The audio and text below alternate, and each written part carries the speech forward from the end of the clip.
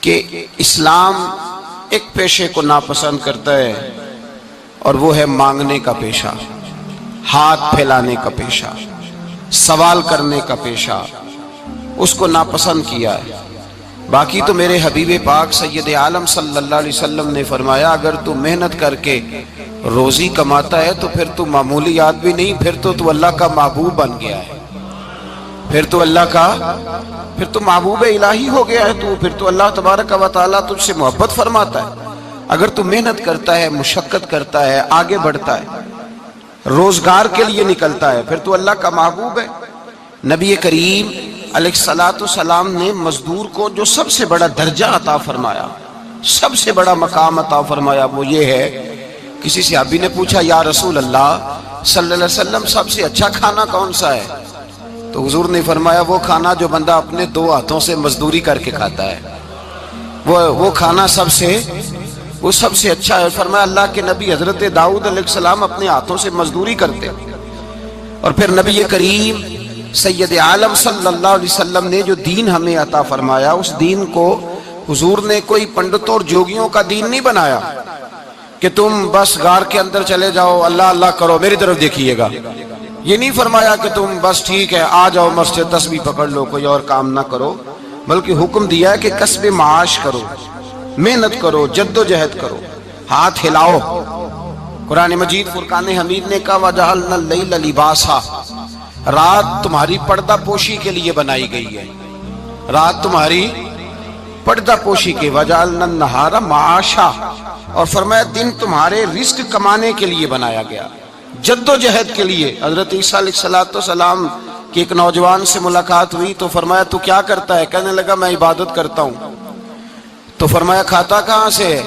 کہنے لگا میرا بھائی کمائی کرتا ہے تو وہ مجھے اس میں سے حصہ دیتا ہے۔ تو آپ فرمانے لگے پھر تو عبادت گزار نہیں، تیرا وہ بھائی تجھ سے زیادہ عبادت گزار ہے، جو تیرے لیے یہ بندوبست کرتا ہے، جو تجھے یہ جد و جہد کر کے دیتا ہے، وہ تیرے لیے۔ حضرت عمر فاروق رضی اللہ تعالیٰ عنہ نے اپنے دور خلافت میں شوق دلایا صحابہ کو، محنت کرنے کا شوق۔ ہمارے معاشرے کے اندر لوگ دوسرے کی کمائی پر وقت گزارنا چاہتے ہیں، دوسرے کے مال پر نظر رکھتے ہیں، مجھے کچھ سسرال سے مل جائے، کچھ مجھے رشتہ داروں سے مل جائے، کچھ مجھے دوست احباب سے مل جائے، کچھ مجھے باقی جگہوں سے مل جائے۔ لوگ مختلف جگہوں پہ نظر رکھتے ہیں اور مختلف ہیلوں اور بہانوں کے ساتھ دوسرے کا مال ہڑپ کرنے کی کوشش کرتے ہیں۔ میرے حبیب کریم علیہ السلام نے توجہ دلائی صحابہ کو، مزاج عطا فرمایا۔ نبی پاک صلی اللہ تعالیٰ علیہ وآلہ وسلم نے ارشاد فرمایا، حضرت عمر کی بات کر رہا تھا، پہلے اس کو مکمل کروں۔ جناب عمر فاروق رضی اللہ تعالیٰ عنہ نے شوق دلایا صحابہ کو۔ تو ایک دن آپ گزر رہے تھے تو ایک صحابی وہ درخت لگا رہے تھے، اپنے ہاتھ سے درخت لگا رہے تھے۔ تو حضرت عمر فاروق رضی اللہ تعالیٰ عنہ نے دیکھا تو دیکھ کر فرمانے لگے تجھے مبارک ہو، تجھے فرمایا اللہ تبارک و تعالیٰ تیری عزت بھی بڑھا دے گا اور تیری محتاجی بھی دور فرما دے گا، اس لیے کہ تو محنت کر رہا ہے، تو جد و جہد کر رہا ہے، تو اپنے ہاتھ سے کوشش کر رہا ہے، اللہ تبارک و تعالیٰ تیرا رزق بھی بڑھا دے گا اور اللہ تیری عزت میں بھی اضافہ کرے گا۔ نبی کریم علیہ السلام نے فرمایا عدل کرنے والے بادشاہ کے ساتھ جو آدمی جہاد کے لیے نکلے اس کا دین میں سب سے بڑا درجہ ہے، عدل کرنے والے حکمران کے ساتھ جو جہاد کے لیے نکلے اس کا سب سے بڑا درجہ ہے۔ فرمایا میرا وہ غلام جو صبح سے لے کر شام تک ایک دن رزق حلال کے لیے محنت کرتا ہے، فرمایا ایک پورا سال عدل کرنے والے بادشاہ کے ساتھ جہاد کرنے سے اللہ ایک دیہڑی لگانے والے مزدور کو زیادہ ثواب عطا فرمائے گا، اللہ اسے زیادہ اجر دے گا، اس لیے کہ وہ جد و جہد کر رہا ہے، وہ کوشش کر رہا ہے، میدان عمل میں نکلا ہوا ہے۔ مزدور کو ایک تو کاہلی بڑی ہے، ہر چوتھا نوجوان جس کو ہم دیکھتے ہیں اس کو پوچھتے تو کیا کرتا ہے، کہتا کاغذ جمع کرائے ہیں باہر جانے کے لیے، تو سالوں بیت گئے، بس وہ نہ کاغذ نکلے نہ صاحب باہر گئے۔ بھائی کوئی کام کر لیں تو کہتے ہیں میرے ابا جی کو 2-4 کروڑ روپیہ دے دیں گے تو کچھ کر لیں گے، اگر نہ دیا تو پھر دیکھیں گے دائیں بائیں۔ اور اس ظلم نے، اس زیادتی نے گناہ کے دروازے کھولے ہیں، لالچ کے دروازے کھولے ہیں، قتل کے دروازے کھولے ہیں۔ اس گناہ نے رشتے ناتے توڑ ڈالے. لوگ کسی کی ذات سے تو پیار کر ہی نہیں رہے, جیب سے محبت ہو رہی ہے. لوگ دیکھتے ہیں کہ کون سا ایسا طریقہ اختیار کروں کہ بغیر کمائی کے میرے ہاتھ پیسے آئیں. اور خدا کے بندو یاد رکھو, اللہ تبارک و تعالیٰ فرماتا ہے دنیا تجھے کیا دے سکتی ہے, لوگ تو محتاج ہیں, تو محنت کر اور توجہ میری بارگاہ کی طرف رکھ. حضرت عمر فاروق فرماتے ہیں مصطفیٰ کریم صلی اللہ علیہ وسلم نے فرمایا جو توجہ اللہ کی جانب رکھے اور کوشش کے لیے نکل کھڑا ہو, اس طرح پرندہ سویرے بھوکا جاتا ہے شام کو پیٹ بھر کے آتا ہے, اللہ اس بندے کو بھی پیٹ بھر کے روزی عطا فرمائے گا. حضرت حسن بصری رحمت اللہ علیہ تشریف فرماتے تو ایک نوجوان آیا. اس نوجوان نے کہا حضرت آج کے بعد میں نے فکر نہیں کرنی کام کاج کی, میں نے نہیں کوئی بھی توجہ کرنی کمانا کیسے ہے کھانا کیسے ہے, میری فکریں دور ہو گئیں. فرمایا کیا ہوا؟ کہنے لگا میں آج جنگل میں مزدوری ڈھونڈنے گیا تھا تو میں نے ایک عجیب انداز دیکھا ہے. ایک شیر نے شکار کیا, اس نے کچھ خود کھایا, کچھ اس نے بانٹا, کچھ تھوڑا سا شکار لے کے وہ گیا. پہاڑ کی چوٹی پر ایک لومڑی بیٹھی تھی, وہ لومڑی دونوں ٹانگوں سے معذور بھی تھی, آنکھوں سے اندھی بھی تھی. اس شیر نے جا کے اس کے منہ کے اندر وہ شکار ڈالا ہے اور لومڑی نے کھایا ہے. کہنے لگا جو رب اندھی اور لنگڑی لومڑی کو پہاڑ پر رزق دے سکتا ہے مجھے بھی دے دے گا, میں نے کوئی کام نہیں کرنا. تو حضرت حسن بصری رحمت اللہ علیہ فرمانے لگے کتنی چیزیں دیکھی تو نے, ایک شیر اور ایک لومڑی. فرمانے لگے تو نے لومڑی بننے کا پروگرام بنایا, شیر بننے کا کیوں نہیں بنایا؟ تو شیر بننا, خود بھی کھا دوسروں کو بھی کھلا, تو نے لومڑی بننے کا پروگرام بنایا ہے. مزدوروں گویا حضرت حسن بصری فرما رہے ہیں کہ مزدور لومڑی نہیں ہوتا, مزدور تو شیر ہوتا ہے. مزدور تو یہ تو شیر ہوتا ہے, شیر. اس کا مالک جو جس نے اس کو دیہڑی پہ رکھا ہے وہ بھی مزدور کی کمائی کھا رہا ہوتا ہے, وہ بھی مزدور کی. تو مزدور تو شیر ہے, انہیں سر جھکا کے نہیں جینا چاہیے, انہیں سر اٹھا کے جینا چاہیے.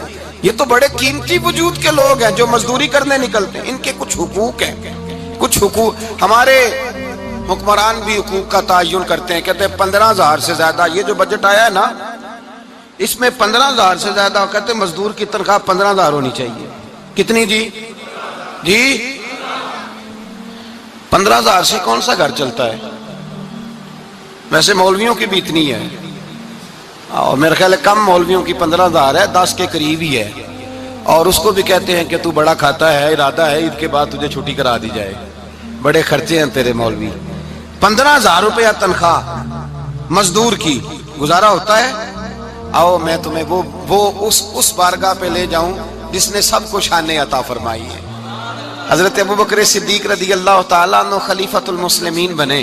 خلیفہ بنے تو سویرے جس رات خلیفہ بنے سویرے سر پہ ٹوکری رکھی, منڈی کی طرف جا رہے ہیں.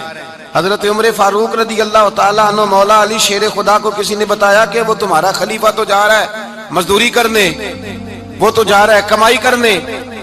حضرت علی شیر خدا مولا کائنات جناب فاروق اعظم دونوں نے رستے میں روکا. کہ ابو بکر کہاں جا رہے ہو؟ فرمانے لگے کام کرنے جا رہا ہوں, مزدوری کروں گا, منڈی میں جاؤں گا, تجارت کرتا تھا اس کو جاری رکھوں گا, بچوں کا پیٹ بھی تو پالنا ہے. اب تمہاری حکومت کے پیچھے بچے تو نہیں نا بھوکے مروا لینے, میں نے کچھ کرنا تو ہے. حضرت عمر کہنے لگے چلا آ کے بیٹھ, ہم صحابہ کو اکٹھا کرتے ہیں اور مال غنیمت سے تیرا وظیفہ لگاتے ہیں, آپ کو وظیفہ ملے گا ماہانہ. تو آپ بیٹھ کر کے مسجد میں تو ڈیوٹی کریں. بیٹھ گئے, مشاورت ہوئی تو حضرت ابوبکر صدیق رضی اللہ تعالیٰ عنہ پوچھنے لگے جناب بتلائیے آپ کا کتنا وظیفہ لگایا جائے؟ تو حضرت ابوبکر صدیق فرمانے لگے اتنا لگا دو جتنی ایک مزدور کی تنخواہ ہوتی ہے.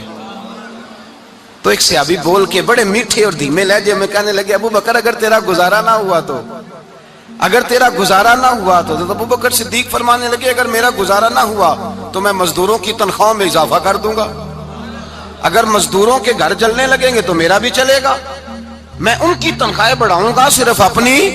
تو مزدور کے حقوق کا تعین کیا. سب سے پہلے تو میرے نبی پاک علیہ السلام نے منع فرمایا, فرمایا جس کو مزدوری پر رکھو پہلے اس کے ساتھ اجرت طے کرو.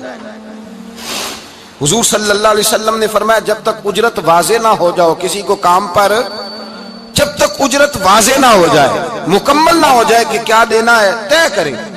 کیا لوگے؟ جو جناب دے دیں گے لے لوں گا۔ شریعت اس کو پسند نہیں کرتی، محبوب نہیں رکھتی۔ پہلے اس کے ساتھ پہلا حق مزدور کو یہ دیا کہ اس کی اجرت پہلے، بولیے اجرت پہلے اجرت طے ہوگی، یہ پہلا حق ہے۔ اور مزدور کا دوسرا حق کیا بیان کیا میرے نبی پاک نے؟ فرمایا جب، اور یہ ایسی اعلیٰ بات ہے کہ جتنے حقوق لکھنے والے ہیں نا، جتنے بین الاقوامی سطح پر انسانی حقوق کا چارٹر بنانے والے ہیں، وہ کہتے ہیں کہ یہ ایسا نقطہ حضور نے بیان کر دیا ہے کہ اس سے آگے کو بڑھ ہی نہیں سکتا۔ یہ ایسی بات ہے کہ جس کی شرح بھی کوئی نہیں کر سکتا۔ میرے حبیب کریم علیہ الصلوۃ والسلام نے فرمایا پہلے طے کرو، اور کیا خوبصورت لفظ ہے، قانون بنا دیا۔ فرمایا جب مزدور مزدوری کر لے تو اس کا پسینہ خشک ہونے سے پہلے اسے ادا کر دینا۔ اس کا پسینہ خشک ہونے سے پہلے اسے اس کی مزدوری دے دو۔ بیچارے نے محنت کی ہے، اپنے گھر جائے۔ یہ نہیں کہ اس نے مزدوری کیا تو تم نے کہا نہیں ادھر سے پینٹ صحیح نہیں ہوا، یہ تو لے جا 2000 اور پھر میں تیرا حساب کروں گا، ابھی ذرا میں چیک کرا لوں 2-4 لوگوں کو بلا کر کے، وہ فلاں جگہ سے نا ایک کونا خالی رہ گیا۔ اللہ سے ڈرنا چاہیے، اللہ سے ڈرنا چاہیے۔ اگر اللہ تبارک و تعالیٰ نے 2-1 آدمیوں کو ملازم آپ کا بنا دیا ہے تو پھر خیال ہونا چاہیے۔ ایک صحابی اپنے خادم غلام کو مار رہے تھے تو میرے نبی پاک تشریف لائے۔ فرمایا کیوں اسے مار رہا ہے؟ حضور غلطیاں بڑی کرتا ہے۔ تو نبی پاک نے فرمایا جتنا تجھے اس پر اختیار ہے نا، اس سے کہیں بڑھ کر میرے رب کو تیرے اوپر بڑا اختیار ہے۔ کہا حضور یہ بڑی غلطی کرتا ہے، میں آخر کتنا معاف کروں؟ تو حضور نے فرمایا اتنا معاف کر جتنا میرا رب تجھے معاف فرماتا ہے۔ پتہ ہے تیری صبح سے لے کر شام تک کتنی کوتاہیاں ہیں۔ درگزر کا حکم دیا، پہلا حق یہ دیا مزدوری طے کرو، دوسرا حق یہ دیا پسینہ خشک ہونے سے پہلے ادا کرو، تیسرا حق یہ دیا کہ اس سے درگزر کرو، غلطی ہو جائے تو درگزر کرو۔ تو یا رسول اللہ مزدوری کتنی دیں؟ میرے نبی پاک بخاری مسلم حضور سید عالم صلی اللہ علیہ وسلم نے فرمایا مزدور کا حق بیان کیا نبی پاک نے، اور ایک بات ارشاد فرمائی تو اس کے اندر کئی پہلو، ایک حدیث میں کئی پہلو بیان فرمائے۔ حبیب پاک نے فرمایا جیسا تم کھاتے ہو ویسا ہی اسے کھلانا۔ کوئی نہیں، آپ شاید سو رہے ہیں کچھ حضرات۔ جیسا خود کھاتے ہو ویسا ہی، بھئی بس ختم ہو گئی بات۔ اتنی بڑی بات کر دی سرکار نے۔ کبھی دیکھا ہے آپ نے کہ مزدور کو ایسے کھلایا جا رہا ہو جیسا مالی کھا رہے ہیں؟ حضور نے فرمایا بھئی مزدوروں کا حق یہ ہے کہ جیسا تم نے کھانا ہے ویسا اسے کھلانا ہے، اور فرمایا جیسا تم نے پہننا ہے ویسا اسے پہنانا ہے۔ اور پھر میرے حبیب کریم علیہ الصلوۃ والسلام نے ارشاد فرمایا اس کی ہمت سے بڑھ کر تم اس پر بوجھ نہیں ڈال سکتے، جتنا کام وہ کر نہیں سکتا اتنا تم اسے دے نہیں سکتے۔ اور فرمایا اگر اتنا کام دینا ہے جو اس کی ہمت سے زیادہ ہے تو میں اس کے مالک کو کہتا ہوں وہ بھی اٹھ کے مزدور کے ساتھ کام پہ لگ جائے، اٹھے اس کے ساتھ کام میں شریک ہو جائے۔ مزدوری کا بھی تعین فرمایا، اور پھر اس کو کام کس مقدار کا دینا ہے، مزدور کو کس قدر زیادہ اس پر بوجھ ڈالا جائے گا، یہ بھی مصطفیٰ کریم نے بیان فرمایا۔ فرمایا جو لا یکلف اللہ نفسا الا وسعها، اللہ بھی تم پر وہ بوجھ نہیں ڈالتا جو تم اٹھا نہیں سکتے، تو کسی مزدور کو تم ایسا کام نہیں بتاؤ گے۔ حضرت عثمان غنی رضی اللہ تعالیٰ عنہ ایک دن حضرت عمر فاروق سے کہنے لگے عمر بس کر دے یار، تیرے بعد بھی تو لوگوں نے خلیفہ بننا ہے، کیسے کوئی تیرے رستے پہ چلے گا؟ تو حضرت عثمان غنی سے جناب عمر کہنے لگے کیا ہو گیا؟ آپ فرمانے لگے کل میں دیکھ رہا تھا کہ لوگ باغ میں مزدوری کر رہے تھے اور آپ امیر المومنین ہو کے ان کا ہاتھ بٹا رہے تھے، ہاتھ بٹا رہے تھے۔ تو حضرت عمر کہنے لگے بوڑھے تھے، بیمار تھے، مزدوری کر رہے تھے تو پسینہ بہہ رہا تھا، کیا ہو گیا اگر تھوڑا سا میں نے ساتھ دے دیا؟ حضرت جناب سیدنا فاروق اعظم یہ لفظ کہتے ہوئے رو پڑے۔ آپ فرمانے لگے میں کسی بادشاہ کا شہزادہ نہیں، میں بھی اسی باپ کا بیٹا ہوں جو اونٹ چرا کے گزارا کیا کرتا تھا۔ میں نے آگے بڑھ کے لوگ حیثیت بھول جاتے ہیں، اپنی حیثیت بھول جاتے ہیں۔ اللہ تبارک و تعالیٰ جب کچھ عطا کرتا ہے ان کا رویہ اپنے ماتحتوں کے ساتھ اتنا سخت اور جابرانہ آمرانہ ہو جاتا ہے، اس قدر زیادہ ان کے لب و لہجے میں کڑواہٹ آ جاتی ہے، اس قدر زیادہ ان کی طبیعتوں کے اندر سختی اور غرور بھر جاتا ہے کہ وہ احساس ہی نہیں کرتے کہ جو سامنے بیٹھا ہے وہ بڑا ایک دکھی انسان ہے اور وہ تکلیف میں ہے، وہ آزمائش میں اپنے آپ کو مبتلا سمجھ رہا ہے۔ حضرت ابو ذر غفاری رضی اللہ تعالیٰ عنہ فرماتے ہیں میں اپنے ماتحتوں کے حق میں بڑا سخت تھا، سخت تھی میری طبیعت، میرے غلاموں کی جرت ہی نہیں تھی کہ وہ میرے سامنے گفتگو کر سکیں اور ٹھہر بھی سکیں۔ فرماتے ہیں جس دن میں کلمہ پڑھنے گیا، جس دن میں حضور کی بارگاہ میں، تو میں نے کہا حضور کوئی خاص نصیحت؟ تو نبی پاک نے فرمایا میری نصیحت تیرے لیے یہ ہے کہ جیسا تو نے کھانا ہے ویسا ہی غلام کو کھلانا ہے، جیسا تو نے پہننا ہے ویسا ہی غلام کو پہنانا ہے۔ حضرت ابو ذر کہتے ہیں جو میرے اندر کمی تھی وہی میرے نبی نے نصیحت کر دی، جو میرے اندر کوتاہی تھی وہی غیب جاننے والے رسول نے بتلا دی۔ فرماتے میں گھر گیا، جب میں جاتا تھا تو ملازموں کا سانس خشک ہو جاتا تھا، وہ کانپنے ہانپنے لگتے تھے کہ جانے اب یہ کیا کرے گا۔ حضرت ابو ذر غفاری فرماتے میں گیا، ایک شخص سے میں نے کہا کھانا پکاؤ، کھانا پکایا، دسترخوان پہ لگایا اور اپنے سارے ملازموں کو کہا آؤ یار میرے ساتھ بیٹھ کے روٹی کھاؤ، آؤ سارے میرے ساتھ بیٹھ کے کھانا کھاؤ۔ فرماتے انہوں نے کھانا کھایا، پھر میں ان کو بازار لے گیا، جیسے کپڑے میں پہنتا تھا ویسے ہی میں نے ان کے لیے بھی خریدے۔ فرماتے ہیں میرے غلام کہنے لگے آقا خیر تو ہے نا، خیریت تو ہے نا، کیا ہوا، مزاج مبارک تو ٹھیک ہے، کیا ہو گیا؟ اور یہ جو ہم فضا کو اتنا خوبصورت دیکھ رہے ہیں اور یہ جو ہم اتنی پیاری ریم جھم برستی دیکھ رہے ہیں، یہ جاری رہے گی یا ایک دن کی ہے؟ تو حضرت ابو ذر غفاری رو پڑے، کہنے لگے اب تمہیں ابو ذر غفاری بدلا ہوا ملے گا، اس لیے کہ اب میں وہ نہیں رہا، اب میں رسول اللہ کا کلمہ پڑھ کے غلام مصطفیٰ بن گیا ہوں، اب میں بدل گیا ہوں، میری طبیعت بدل گئی۔ غلاموں کے حق میں حضرت مولا علی شیر خدا غلام کو لے کر کے گئے دکان پر، حضرت مولا علی غلام کو لے کر گئے کپڑے کی دکان پر، 2 جوڑے خریدے، ایک کم قیمت کا ایک زیادہ قیمت کا، ایک کم قیمت کا ایک زیادہ قیمت کا، 2 جوڑے خریدے۔ جب واپس لوٹے تو غلام سے کہنے لگے تو اپنا لے لے۔ غلام کو پتا تھا کہ اس زمانے میں ہوتا کیا تھا، اس نے کم قیمت کا جوڑا اٹھایا۔ حضرت علی فرمانے لگے عجیب آدمی ہے، یہ تو تیرا نہیں، یہ تو میرا ہے۔ اس نے کہا حضور کس طرح سے؟ آپ فرمانے لگے تیرے لیے قیمتی جوڑا اس لیے خریدا ہے کہ تو جوان ہے، اور میں نے اپنے لیے اس لیے چھوٹا خریدا ہے کہ میں تو اب بوڑھا ہو گیا ہوں، مجھے تو حاجت نہیں۔ کہنے لگا حضور بوڑھے اور جوان کا مطلب نہیں، آپ علی ہیں، من کنت مولا فہذا علی، علی مولا، علی مولا، آپ چونکہ مولا علی ہیں اور آپ امیر المومنین ہیں، لہذا آپ نے تخت پر بیٹھنا ہے، آپ نے سلطنت کو چلانا ہے، آپ پہنیے۔ تو حضرت علی فرمانے لگے تو میرا غلام بنا ہے نا، تو نے ابھی میرے نبی کا دیدار نہیں نہ کیا، تو بعد میں آیا ہے نا، اگر تو اس دور میں ہوتا تو جان جاتا کہ یہ عمل میرا ہے، پر اس کے پیچھے جو نصیحت کے پھول ہیں وہ مصطفیٰ کے عطا فرمائے ہوئے۔ تو بھائی یاد رکھیں نبی کریم سید عالم صلی اللہ تعالی علیہ وآلہ وسلم نے تعین فرمایا مزدور کے حقوق کا، تعین کیا۔ حضرت حکیم بن حزام کہتے ہیں میں حضور کی بارگاہ میں بیٹھا تھا تو نبی پاک صلی اللہ علیہ وسلم سے میں نے کہا یا رسول اللہ آپ کو کون سا آدمی پسند ہے، کون سا محنت کرنے والا پسند ہے؟ تو حضور نے فرمایا جس کے دونوں ہاتھ کام کریں، دونوں پیر چلیں اور اس کی پیشانی پر پسینہ آئے، وہ بندہ مجھے بڑا اچھا لگتا ہے۔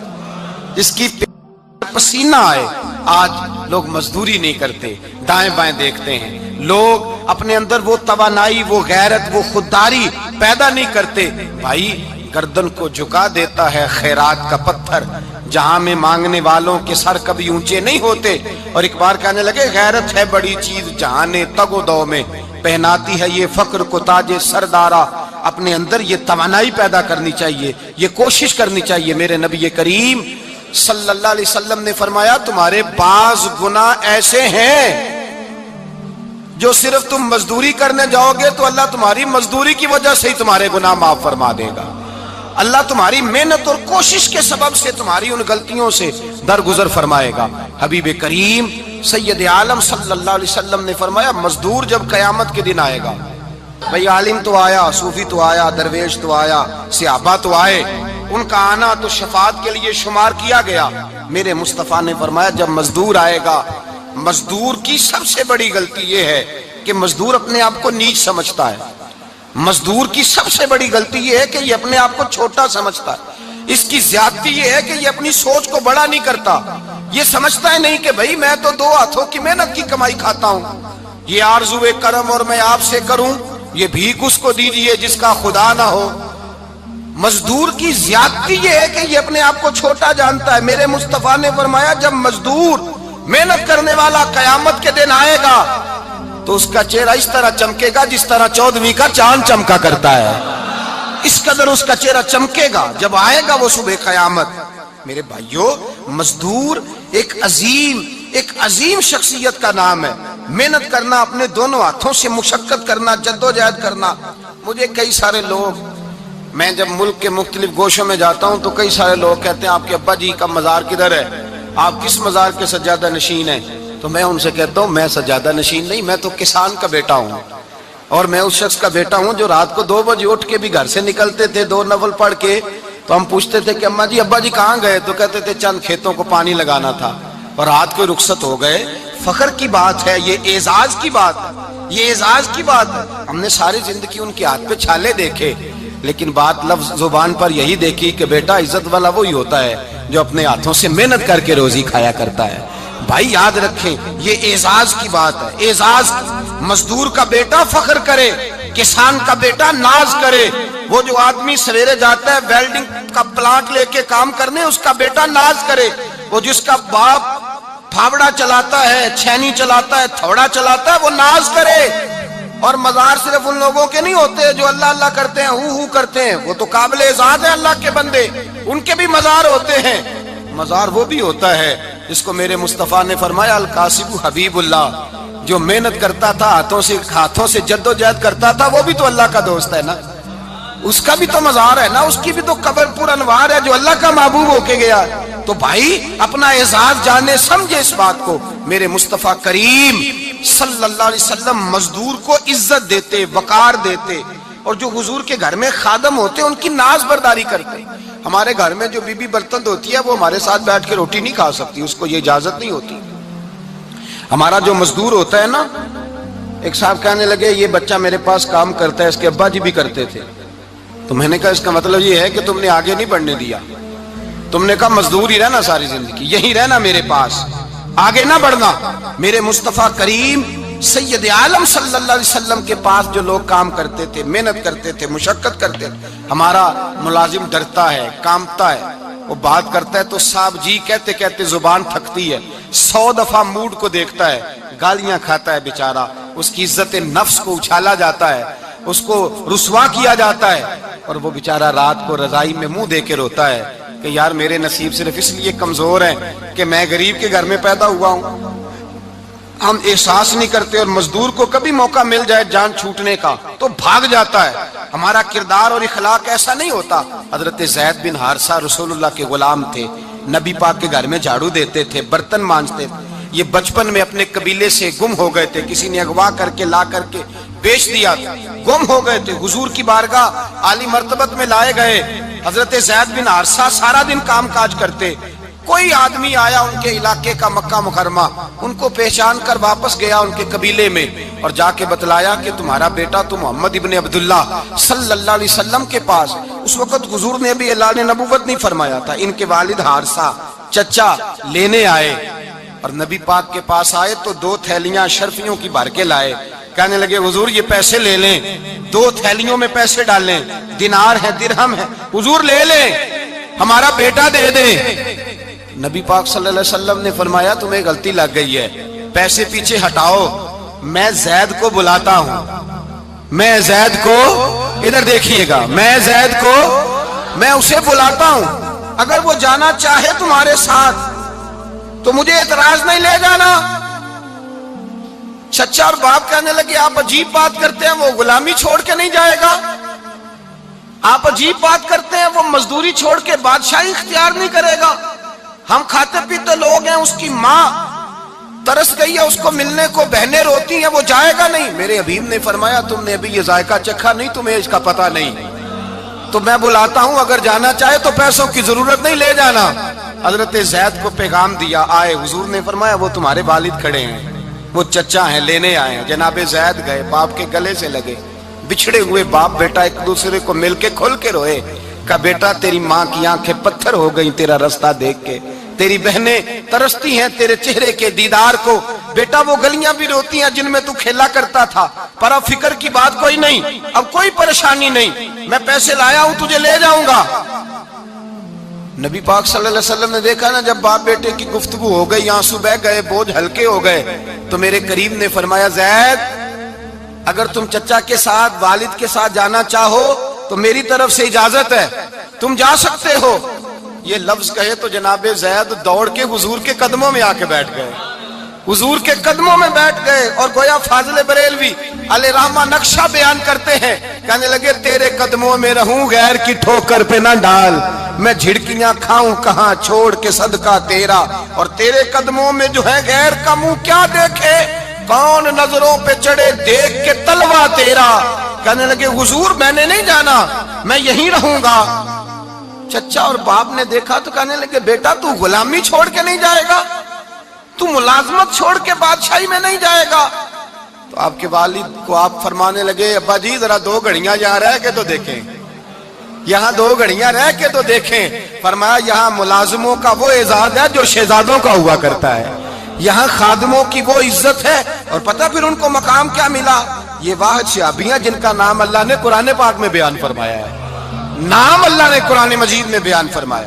حضور کا اپنے غلاموں کے ساتھ جو تعلق تھا، اپنے ملازموں کے ساتھ جو رشتہ تھا، بڑا آدمی آتا ہے نا، بڑا آدمی تو لوگوں کی سانس سوکھ جاتے ہیں، اٹھ کے ملتے ہیں، بڑا کچھ کرتے ہیں۔ مزدور آتا ہے تو لوگ اوے کہہ کے پکارتے ہیں، ان کو خبر ہی نہیں کہ اس شخص کا اعزاز کتنا ہے۔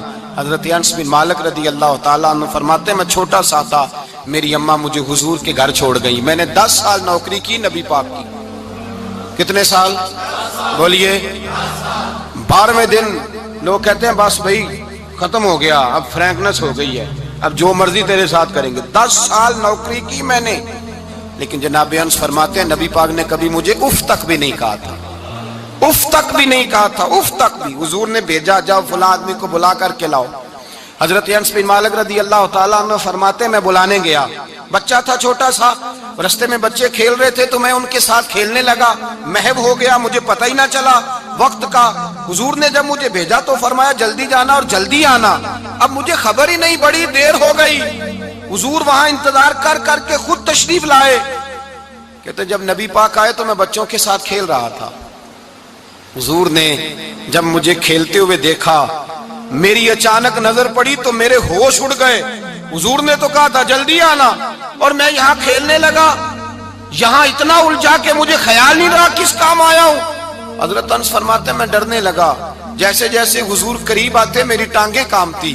فرماتے ہیں جب نبی پاک قریب آئے تو قربان جاؤں معصوم آمنہ کے، فرماتے ہیں حضور نے میری گردن پہ تھپکی دی، اور حضور نے ہنس کے فرمایا او بھائی لگتا ہے تو کھیل میں گم ہوا ہے تو تجھے یاد ہی نہیں رہا میں نے کس کام بھیجا تھا، تجھے یاد ہی نہیں رہا۔ کہا یا رسول اللہ صلی اللہ علیہ وسلم میں بھول گیا تھا، میں ابھی جاتا ہوں۔ کیا انداز ہے، کیا شفقت ہے، کیا رنگ ہے۔ حضور میں ابھی گیا اور ابھی آیا۔ نبی پاک نے فرمایا نہیں یار تو کھیل میں خود ہی چلا جاتا، تو کھیل یہاں میں خود جاتا۔ یہ اعزاز، یہ فضیلت، یہ درجہ کس نے ذروں کو اٹھایا اور صحرا کر دیا، یہ کس نے قطروں کو ملایا اور دریا کر دیا، یہ کس کی حکمت نے یتیموں کو کیا در یتیم اور غلاموں کو دنیا بھر کا مولا کر دیا، یہ کس نے اتنا۔ میرے بھائی مزدور کو حضور نے اعزاز دیا، نبی پاک اپنے ہاتھ سے کام کرنے والے کے ساتھ اس نے سلوک کرتے، محبت کرتے، پیار کرتے۔ ایک بوڑھی اماں تھی جو مسجد میں جھاڑو دینے کی مزدوری کرتی تھی۔ کیا کام کرتی تھی؟ دعا کریں اللہ ہم سب کو مسجد کی صفائی کی توفیق عطا فرمائے۔ بوڑھی اماں تھی، مسجد کی صفائی کرتی تھی، نوکری کرتی تھی، بیمار ہو گئی، بخاری شریف میں موجود ہے۔ اللہ کے محبوب صلی اللہ علیہ وسلم روز تیمارداری کرنے جاتے، ایک وقت ایسا آیا کہ دن میں 2 مرتبہ حضور تیمارداری کرنے جاتے۔ ایک شام نبی پاک نے فرمایا اس کا انتقال ہو جائے تو مجھے اطلاع کرنا۔ صحابہ کہتے ہیں رات کے وقت ان کا انتقال ہوا، ٹھنڈ کا موسم تھا، ہم نے حضور کو تکلیف دینا مناسب نہ سمجھا، ہم نے دفن کر دیا۔ سویرے اللہ کے حبیب نے پوچھا تم نے مجھے اطلاع کیوں نہیں دی؟ حضور سردی بڑی تھی۔ کون جاتا ہے مزدوروں کے جنازوں میں؟ کون جاتا ہے مزدوروں کے جنازے میں؟ یہاں تو اب جنازے بھی سیاسی ہو گئے ہیں، اب تو کوئی بہت بڑا امیر آدمی فوت ہو جائے تو وہاں رش ہوتا ہے، وہاں رش ہوتا ہے، غریبوں کا تو جنازہ بھی کوئی نہیں پڑھتا۔ حضرت جناب سیدنا ابو ہریرہ رضی اللہ تعالیٰ عنہ فرماتے ہیں حضور نے فرمایا مجھے اطلاع کیوں نہیں دی؟ تمہیں اس کے اعزاز کا نہیں پتا؟ وہ مزدور تھی مسجد میں جھاڑو دیتی تھی، تم نے خبر ہی نہیں دی؟ حضور وصال ہو گیا، فرمایا چلو مجھے بتاؤ قبر کہاں ہے؟ حضور سارا کچھ جانتے ہیں لیکن یہ ساری تمہید اس لیے بیان کی کہ ایک مزدور کی شان واضح ہو جائے۔ فرمایا بتاؤ قبر کہاں ہے؟ صحابہ کہتے ہیں ہم قبر پہ لے گئے تو میرے نبی نے فرمایا صفے بناؤ میں دوبارہ جنازہ پڑھاؤں گا۔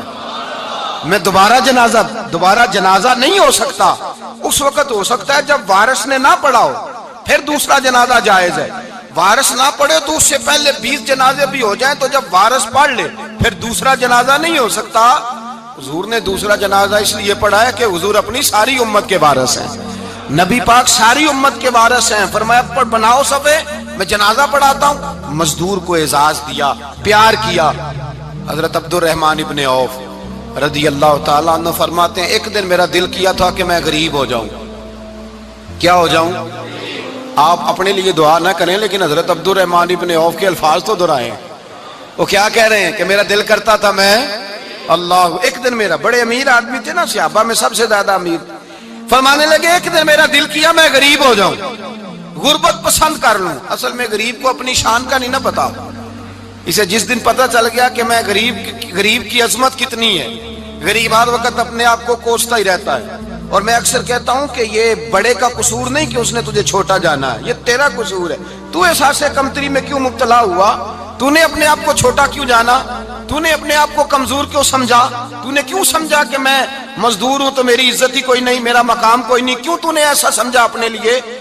حضرت عبد الرحمن، میرے بھائی یاد رکھیں جب غریب کو پتہ چلے میری شان کیا ہے، میرے نبی پاک نے فرمایا میں غریبوں کے بیچ آیا ہوں، میں غریبوں میں رہا ہوں، میرے دائیں بائیں غریب رہتے ہیں، اور قیامت کے دن جب میں جنت میں جاؤں گا تو میرے آگے پیچھے غریب لوگ ہی ہوں گے، میں غریبوں کے ساتھ مل کے جنت میں جاؤں گا۔ حضرت عبد الرحمن ابن عوف کہتے ہیں ایک دن میرا بھی دل کیا تھا، یہ سب سے امیر تھے صحابہ میں، اور حضور نے فرمایا تو پکا جنتی ہے پر سب سے آخر میں جنت میں جائے گا، اس لیے کہ جتنا مال ہے اتنا حساب بھی تو دینا ہے نا، پکے۔ حضرت عبد الرحمن ابن عوف کہتے ہیں ایک دیہڑے دل کیا تھا کہ میں ماڑا ہوتا، میں غریب ہوتا، یہ دل کیا میرا۔ کہا کس طرح؟ فرمانے لگے ایک مزدور صحابی تھے حضرت سعد انصاری نام تھا، وہ حضور سے ملنے آئے، جب انہوں نے ہاتھ ملایا نا نبی پاک سے تو حضور نے ان کا ہاتھ تھام لیا۔ غریبوں کمال کر دی میرے مصطفیٰ کریم نے، نبی پاک نے ہاتھ تھاما، حضور نے ہاتھ، آپ کو اس بات کی لذت نہیں آئی شاید، نبی پاک نے ہاتھ تھاما مزدور کا، مزدور کہتا ہے میں نے چھڑانا چاہا تو حضور نے پکڑ لیا دبا کے، اور جب تھام لیا تو میں ٹھہر گیا، میں اپنی قسمت پہ ناز کرنے لگا، حضور نے میرا ہاتھ کھولا، کہتے ہیں ہاتھ پہ چھالے تھے، جگہ جگہ چھالے بنے ہوئے تھے، تو نبی کریم صلی اللہ تعالی علیہ وآلہ وسلم نے ہاتھ کھول کے فرمایا سعد یہ کیا ہوا؟ عرض کی حضور غریب ہوں، بوڑھے ماں باپ ہیں، چھوٹے چھوٹے بچے ہیں، بہن بھائیوں کے حقوق ہیں، بیوی کے منہ میں حلال کا لقمہ دینا ہوتا ہے، یا رسول اللہ پھاوڑا لے کے، کئی لے کے، کدال لے کے، بیلچا لے کے مزدوری کرتا ہوں، میدان میں نکلتا ہوں، صبح سے گیا تھا اب آیا ہوں، ہاتھوں میں نشان پڑ گئے ہیں۔ حضرت عبد الرحمن ابن عوف فرماتے ہیں جس کے قدم چومنے کو دنیا ترسے، اس رسول نے سر مبارک جھکایا اور غریب کے ہاتھ کو چوم لیا، نبی پاک نے بوسہ دیا، اور پھر فرمایا کیا؟ فرمایا یہ وہ ہاتھ ہیں جن سے خدا بھی پیار کرتا ہے، محمد مصطفیٰ بھی محبت فرماتے ہیں۔ نبی رحمت علیہ السلام نے فرمایا یہ تیرا وہ ہاتھ ہے جس سے اللہ بھی پیار کرتا ہے اور اللہ کا۔ تو مزدور کو پھر ناز کرنا چاہیے کہ پریشان رہنا چاہیے؟ بولے نا، مزدور کو ناز کرنا چاہیے نا، اس کو اپنا ہاتھ کھول کھول کے دیکھنا چاہیے، اور اسے کہنا چاہیے اللہ نے مجھے وہ ہاتھ عطا فرمایا جس سے رب بھی پیار کرتا ہے، مصطفیٰ بھی پیار کرتے ہیں، اسے تو اعزاز سمجھنا چاہیے، فضیلت جاننی چاہیے، اسے تو ناز کرنا چاہیے اللہ تبارک و تعالیٰ نے مجھے یہ اعزاز دیا ہے۔ کسان جو کھیتوں میں مزدوری کر رہا ہے، وہ مزدور جو کسی فیکٹری میں گیا ہے، رزق حلال کی تلاش میں نکلا ہے، اسے تو میرے بھائی ناز کرنا چاہیے، اسے تو خوش ہونا چاہیے کہ اللہ نے مجھے یہ فضیلت دی۔ ترستے ہوئے غریب، جان بوجھ کے اپنے آپ کو پریشان رکھتے ہوئے لوگ اگر جان جائیں کہ فضیلت کیا ہے، عظمت کیا ہے، اور پھر غلام کے ساتھ سلوک کیا کرنا ہے، ایک یہودی کا بیٹا نبی پاک کی خدمت کرتا تھا اکثر. یہودی کا بچہ، وہ بیمار ہو گیا، روز آتا تھا، چھوٹے موٹے کام کرتا تھا، بیمار ہو گیا. حضور نے فرمایا چلو تیمارداری کرنے چلتے ہیں. کس کی؟ جی غلام کی، نوکر کی. یہاں صاحب کہتے ہیں 5,000 روپیہ لے جاؤ، وہ بڑے احسان کے ساتھ 5,000 روپیہ لے جاؤ اور دے آنا، اور اسے کہنا سر جی پوچھ رہے تھے تیرا کیا حال ہے. وہ بات ختم ہو گئی. حضور بنفس نفیس گئے اور غریب کا گھر تھا. وہ یہودی باہر نکلا جس کا بیٹا بیمار تھا، تو کہتا جب دروازے پہ میں نے مسلمانوں کے نبی کو کھڑے دیکھا تو میرے پیروں تلے زمین ہی نکل گئی. میں نے کہا حضور مجھ غریب کی کٹیا میں کیسے آئے؟ اور میں تجھے پتا ہے نا تیرا بچہ میری نوکری کرتا تھا یا کبھی بیمار ہو گیا، میں تیمارداری کرنے آیا. وہ یہودی کہتا مجھے خیال یقین ہی نہ آئے کہ میرے گھر میں حضور، تو امیر حرم، میں غریب بے نوا، تو کجا من کجا، میرے گھر میں حضور آئے. کہتے کہاں ہے ہمارا پیارا؟ حضور وہ لیٹا ہوا ہے. صحابہ کہتے ہیں نبی پاک سرانے گئے تو اس کا آخری وقت تھا، تھوڑا سا ٹائم تھا. میرے مصطفیٰ نے فرمایا تو میری نوکری کرتا تھا، آج میں تیری تیمارداری کرنے آیا ہوں. غلاموں سنو، جو رسول اللہ کی نوکری کرے آخری وقت آئے تو اللہ کے رسول پہنچ جایا کرتے ہیں، حضور پہنچ جایا کرتے ہیں. نجم کی ہے خدا آرزو ہے یہی، عاشق زار کی آبرو ہے یہی، موت کے وقت سر ان کے قدموں میں ہو، دید ہوتی رہے دم نکلتا رہے. حضور پہنچ جاتے ہیں. نبی پاک تشریف لائے، بیٹھے سرانے. حضور نے جب اپنا برف سے ٹھنڈا اور کستوری سے زیادہ خوشبو والا ہاتھ اس کے بالوں میں پھیرا، آنکھیں کھولی، حضور نے فرمایا چل کلمہ پڑھ جا، چل میرا کلمہ پڑھ جا. ساری دنیا در رسول پہ آ کے کلمہ پڑھے اور حضور اسے کلمہ پڑھانے گھر تشریف لے گئے. یہ ایک مزدور کو، ایک محنت کرنے والے کو اعزاز دیا. گھر گئے، کلمہ پڑھ لے. اس نے اپنے والد کی طرف دیکھا اور والدہ کی طرف دیکھا. ماں باپ یہودی ہیں، رونے لگے، کہنے لگے بیٹا یہ ہم سے زیادہ بڑھ کر تیرے حق میں خیر خواہ ہے، جیسے کہتے ہیں کر لے. اس نے کلمہ پڑھا اور حضور کی گود میں لوٹ پوٹ ہونے لگا. کلمہ پڑھا، روح پرواز کر گئی. شارحین کہتے ہیں جب نبی پاک وہاں سے نکلے تو حضور نے فرمایا اٹھاؤ اس کی میت کو. ماں باپ کہنے لگے کہاں لے جانا ہے؟ فرمایا ہم اپنے طریقے کے مطابق غسل کفن کریں گے، اس لیے کہ جو کلمہ پڑھ جائے پھر وہ میرا ہو جایا کرتا ہے، میرا ہو جایا کرتا ہے. بھائی یاد رکھیں، مزدور کو حضرت ربیعہ بن کعب فرماتے ہیں میں حضور کو وضو کراتا تھا. رات کا وضو میری ذمہ داری تھی، صرف ایک وضو رات کا. ہمارے ہاں تو 25 سال مزدور مزدوری کر کے چلا جاتا ہے، پر وہ مزدور ہی رہتا ہے، وہ مزدور ہے، اس کا کوئی اعزاز نہیں، کوئی اس کے لیے. وہ کہتے ہیں اب بابا جی آپ کو کھانسی زیادہ آتی ہے، اپنے بیٹے کو لگا دیں، کسی اور کی ڈیوٹی لگا دیں، اب آپ کام نہیں کر سکتے. 25 سال نوکری کی، ملا کیا؟ حضرت ربیعہ کہتے ہیں میں وضو کراتا تھا رات کا. میرے نبی پاک نے فرمایا شادی کیوں نہیں کرتا؟ تو میں نے کہا یا رسول اللہ نہ میرے پاس حسن ہے، نہ پیسے ہیں، نہ کوئی کاروبار ہے، مجھے کون رشتہ دے گا؟ میرا روپ بھی نہیں تے میرا رنگ بھی نہیں، میں نے یار مناؤن دا ٹانگ بھی نہیں، کون مجھے رشتہ دے گا؟ کہتے ہیں حضور خاموش ہو گئے. دوسرا دن آیا تو میں وضو کرانے پہنچا تو نبی پاک نے فرمایا شادی کیوں نہیں کرتا؟ کہتے ہیں میں نے کہا حضور کون رشتہ دے گا؟ وہی 3 باتیں دہرائیں، نہ پیسے ہیں، نہ حسن ہے، نہ کوئی کاروبار ہے، نہ مکان ہے. فرمایا حضور نے تیسرے دن پھر کہا. جب دوسرا دن ہوا نا تو حضور نے کہا، حضور خاموش ہوئے میرے جواب پر. میں نے کہا یار کتنا بیوقوف ہوں، حضور روز پوچھتے ہیں اور میں جواب ہی نہیں دیتا. کہتے ہیں تیسرے دن میں نے ارادہ کیا آج نبی پاک پوچھیں گے تو میں کہوں گا حضور جیسے دل کرتا ویسے ہی کرا دیں. کہتے ہیں تیسرے دن میں گیا، سارا وضو کرا لیا پر نبی پاک نے پوچھا ہی نہیں. میں ارادہ کر کے گیا تھا کہ آج پوچھیں گے تو بتا دوں گا، حضور نے پوچھا ہی نہیں. فرماتے ہیں وضو مکمل ہو گیا، میں دروازے تک چلا گیا تو مصطفیٰ نے آواز دی. فرمایا واپس پلٹ نہ. میں پلٹا تو حضور نے فرمایا تو شادی کیوں نہیں کرتا؟ کہتے ہیں میں کھل کے مسکرایا. میں نے کہا محبوب تیرے کرم پہ قربان جاؤں، کیا انداز محبت ہے، حضور مہربانی کریں کرا دیں. فرمایا فلاں سردار کے پاس جا. ایک وضو کراتے ہیں اور اعزاز حضور نے کتنا دیا، جا سردار کے پاس اور اسے جا کے کہہ کہ اللہ کے رسول فرماتے اپنی بیٹی کا نکاح تیرے ساتھ کر دے. فرماتے میں گیا. ماں باپ کو بڑی فکر ہوتی ہے بیٹیوں کی. وہ کہنے لگا میں شام کو خود نبی پاک کی بارگاہ میں آؤں گا کہتے میں باہر نکلنے لگا تو وہ بچی پردے کی اوٹ سے بولی، کہنے لگی غلام ٹھہر جا، ابا جی آپ کو میری فکر ہے، اماں جی میری فکر ہے، میری فکر نہ کریں اور یہ نہ دیکھیں آیا کون ہے، یہ دیکھیں بھیجا کس نے ہے۔ آپ مجھے حوالے کریں نبی پاک کے، حضور کے حوالے کریں، اللہ رسول مجھے کبھی ضائع نہیں کریں گے۔ حضرت ربیہ کہتے ہیں حضور نے میری شادی کا بندوبست کیا۔ حضرت بریدہ اسلمی سے کہا کہ تو اس کے لیے کھجور کی گٹھلی کے برابر سونا لا۔ حضرت حارثہ بن نعمان سے کہا تو اس کے لیے ایک کمرے کا حجرے کا بندوبست کر۔ حضرت عثمان غنی سے کہا تو نے ولیمہ کرانا اس کا، فرمایا میں تو تھوڑی نوکری کرتا تھا، مصطفیٰ نے ساری زندگی کا ہی بندوبست فرما دیا۔ یہ مزدور کے ساتھ حضور کا انداز ہے۔ پہلے میں نے شروع میں کہا کہ مزدور اس بات کو سمجھتا ہی نہیں کہ اس کا مقام کتنا، وہ اس بات کو جانتا ہی نہیں اللہ نے اسے اعزاز کتنا دیا ہے۔ ملت کا جوان سب سے پہلے تو کبھی کسی کی جیب کی طرف نہ دیکھے، اور یہ بات یاد رکھ لیں، درجنوں بزرگوں کے ارشادات کی روشنی میں ایک موٹی بات بیان کر رہا ہوں، توجہ ہے میری بات پر؟ جس کی توجہ دوسروں کی جیب پہ ہوتی ہے وہ رسوا ہو جاتا ہے۔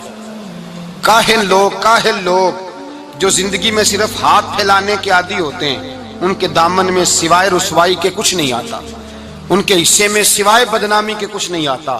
اور جو اپنی بازو کی قوت کے زور پر، اقبال کہتے ہیں اپنی دنیا آپ پیدا کر اگر زندوں میں ہے، سر آدم ہے ضمیر کن فکاں ہے زندگی، اپنے لیے خود جینا سیکھیں، ملت کے لیے کچھ کرنا سیکھیں۔ معاشرے کے اندر اس سے ادھار پکڑ کے اس کو دے دیا تو اس سے پکڑ کے اس کو دے دیا، 2 دن اس کے پاس چلے گئے لینے تو 4 دن اس کے پاس چلے گئے، کبھی کو دوست باہر سے آ گیا تو اس کے پیچھے بھاگنے لگے، چاپلوسی کرنے لگے، 2-4 جوڑوں کی خاطر، ایک موبائل کی خاطر چھوڑیں اس دھندے سے باہر آئیں۔ میں نے کہا ایک پیشہ برا ہے، ایک پیشہ، اور وہ ہے ہاتھ پھیلانا، باقی کوئی پیشہ برا نہیں۔ 18 گھنٹے مزدوری کرو، نکلو باہر، نکلو میدان میں آؤ، جدوجہد کرو، مزدوری کرو جب تیرا ہاتھ مزدوری تک جائے۔ اور یاد رکھو رزق حلال کھانا ہے اور رزق حلال ہی کھلانا ہے، یہ وقار ہے، رزق حلال مومن کا وقار ہے۔ جو لوگ لقمہ حرام کھاتے ہیں وہ اپنا وجود کھو بیٹھتے ہیں، روحانی طاقتیں کھو بیٹھتے ہیں۔ میرے اعلیٰ حضرت رحمت اللہ علیہ فرماتے ہیں جس کا نماز میں دل نہ لگے، جس کا مسجد جانے کو دل نہ کرے، جس کا عبادت پہ توجہ نہ ہو، جس کا دین کی طرف رغبت نہ ہو، اسے غور کرنا چاہیے کہ اس کا کہیں رزق میں لقمہ حرام تو شامل نہیں ہو گیا۔ فرمایا جب لقمہ حرام شامل ہوتا ہے تو اللہ تبارک و تعالی معرفت کا نور چھین لیتا ہے، پھر انسان کی زبان سے تاثیر چلی جاتی ہے، پھر اس سے سجدوں کی جو کیفیت ہوتی ہے وہ روٹ جاتی ہے، درود و سلام کے ذائقے نصیب نہیں ہوتے۔ میرے مصطفیٰ کریم صلی اللہ علیہ وسلم گزر رہے تھے، ایک آدمی دعا مانگ رہا تھا، یا رب یا رب یا رب یا رب کہہ رہا تھا۔ نبی پاک نے فرمایا یہ قیامت تک بھی دعا مانگے تو اس کی قبول نہیں ہوگی۔ صحابہ نے کہا حضور آپ تو رحمت للعالمین ہیں اور آپ فرما رہے ہیں اس کی دعا قبول نہیں ہوگی۔ نبی پاک نے فرمایا اس لیے قبول نہیں ہوگی کہ جو کپڑے پہنے ہیں وہ بھی حرام پیسوں کے ہیں، اور جو اس نے کھایا ہے وہ بھی حرام پیسوں کا ہے، اور جو پیا ہے وہ بھی حرام پیسوں کا ہے۔ کیسے اس کی التجا اس کی بارگاہ میں قبول ہوگی جب یہ لباس سے لے کر خوراک تک اور خوراک سے لے کر مشروب تک ہر چیز ناجائز پیسے؟ تو معرفت کا حسن کیسے پیدا ہوگا؟ فجر میں آنکھ کیسے کھلے گی؟ قرآن پاک کی طرف دل کیسے جائے جب تیرے اندر رزق حلال جاتا ہے؟ حضرت بایزید بستامی فرماتے ہیں تو محنت کر کے حلال کی روٹی کھا، وہ تیرے وجود کے اندر جا کے نور بن جائے گی، اور ایسا نور بنے گی کہ وہ روٹی تجھے صبح خود جگا کے بیدار کرا کے اللہ کی بارگاہ میں جھکا دے گی۔ رزق حلال کھائیں، محنت کریں، جدوجہد کریں۔ حاتم طائی بہت بڑا سخی تھا۔ کسی شخص نے ایک دن حاتم طائی سے پوچھا کہ تو نے کبھی اپنے سے بھی بڑا سخی دیکھا ہے؟ کہنے لگا ہاں میں نے اپنے شہر کا ایک بابا دیکھا تو مجھ سے بھی زیادہ سخی ہے، مجھ سے بھی زیادہ سخی، مجھ سے بھی زیادہ، تجھ سے زیادہ؟ کہنے لگے میں نے سارے شہر کی دعوت پکائی، چھوٹے بڑے امیر غریب سارے آئے، دعوت پکائی سارے شہر کی، سب لوگ آئے، ہر آدمی کو میں نے بلایا، علماء کو، ادیبوں کو، شاعروں کو، تاجروں کو، صنعت کاروں کو، سب کو دعوت دی۔ میں نے سوچا کہ ذرا دیکھوں تو صحیح پلٹ کے کوئی رہ تو نہیں گیا جو آیا نہ ہو۔ چہرے پہ میں نے نقاب ڈالا اور میں باہر نکلا، ایک ضعیف بزرگ لکڑ آ رہا، جنگل میں لکڑیاں کاٹ رہا ہے۔ میں اس کے پاس گیا تو میں نے کہا بابا تجھے نہیں پتا آج حاتم طائی کی دعوت ہے، تو نہیں گیا؟ کہنے لگا بیٹا مجھے خبر آئی تھی، اطلاع ملی تھی پر میں نہیں گیا۔ تو کیوں نہیں گیا؟ کہنے لگے مجھے ہاتھ کی کمائی کر کے کھانے کا چسکا لگ گیا ہے، مزہ لگ گیا ہے ہاتھ کی کمائی کھانے کا، اب مجھے دوسرے کے دسترخوان پر ذائقہ نصیب۔ ہمارے معاشرے کا تو المیہ ہے، لوگوں کو لذت ہی دوسرے کے دسترخوان پہ آتی، مفت کی روٹی کا ذائقہ نصیب ہوتا ہے، مجھے اپنے ہاتھ کی کمائی کا ذائقہ لگ گیا ہے، اب میں وہاں نہیں جاتا۔ کہتے ہیں میں پلٹنے لگا تو بابے نے بلایا، کہنے لگا ادھر آ یار۔ میں گیا تو اس نے 5 آنے نکالے، کہنے لگا حاتم تائی کا جو بندہ لنگر پکانے والا ہوا نا، یہ 5 آنے اسے دے دینا، حاتم تائی کو ضرورت نہیں میرے پیسوں، تو بڑا امیر آدمی ہے، یہ اس کو دے دینا 5 آنے لنگر والے کو، اور اس کو کہنا بڑے بڑے نیک لوگ آئے ہیں دعوت میں، 5 آنے میرے بھی شامل کر لیں، اور میرے ہاتھ کی کمائی چلو میری بھی روٹی کوئی کھا لے گا، کوئی اچھا آدمی میرے حصے کے میرے دیے ہوئے پیسوں سے لقمہ کھا لے گا تو اجر مل جائے گا۔ حاتم تائی کہتے ہیں میں نے کھینچ کے نقاب اتارا اور بابے کو کہا یار سینے سے لگ جا، میں تو مالدار ہو کے سخی ہوں، تو غریب ہو کے بڑا سخی ہے، تو غریب ہو کے بڑا سخی ہے، تیرے اندر اتنی خودداری عزت نفس۔ میرے بھائی جس کا ہاتھ پھیلا ہوا ہے اس کا سمٹے گا نہیں، جس کا ہاتھ پھیلا ہوا ہے اس کا سمٹے گا نہیں۔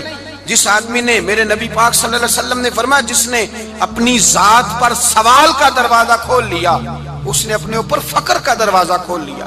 سوال کا مجھے دے دو، مجھے دو لائنیں لگی ہوئی ہیں۔ بھائی یاد رکھیں، اس بات کو ضرور سمجھیں، خودداری پیدا کریں، عزت نفس پیدا کریں، وقار پیدا کریں، اپنے اندر توانائی پیدا کریں، 2 ہاتھوں سے محنت کر کے جدوجہد کر کے آگے بڑھیں، بلکہ کھائیں بھی کھلائیں بھی، اپنے اوپر بھی خرچ کریں، اللہ کے دین کے لیے بھی خرچ کریں، اپنی زندگی وقار والی بنائیں۔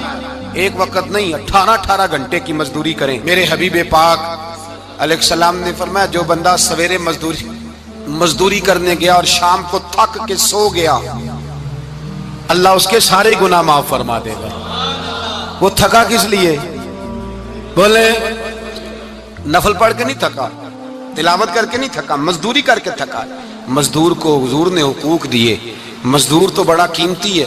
نبی پاک کے زیادہ تر صحابی کاشتکار تھے، زیادہ تر صحابی حضور کے کاشتکار تھے، کھیتی باڑی کرتے، مزدوری کرتے تھے اپنے ہاتھوں سے، اور جتنے باقی بھی صحابہ تھے مالدار، حضرت عثمان غنی بھی اپنے ہاتھوں سے کام کرتے، حضرت علی المرتضیٰ بھی دست مبارک سے کام کرتے تھے، ابو بکر صدیق بھی خود جاتے تھے بکریوں کا دودھ دھو کے لاتے۔ یہ ہمارے آج کے زمانے میں مسئلہ ہوا ہے کہ جو امیر آدمی ہے وہ کوئی ہاتھ ہی نہیں ہلائے گا، کچھ نہیں کرے گا۔ بھائی محنت کریں، جدوجہد کریں، اپنے اندر یہ جذبہ پیدا کریں کہ آج کے بعد لینا نہیں دینا ہے انشاءاللہ تعالی۔ اور نوجوان بالخصوص اتاریں یہ غفلت کا پردہ، یہ غفلت ہے۔